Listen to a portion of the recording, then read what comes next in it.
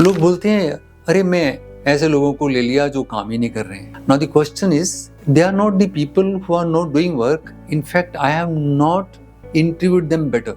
So when I was asking them, how will you work for me? What do I need to get from you?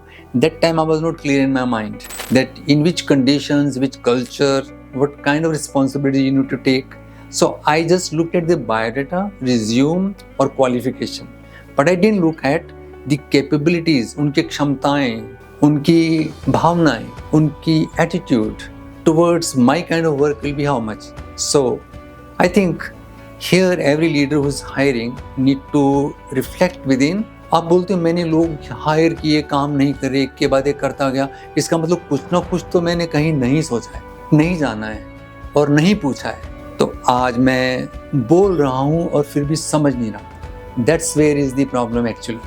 So it's not the people have a problem, it is my way to hire people is a problem.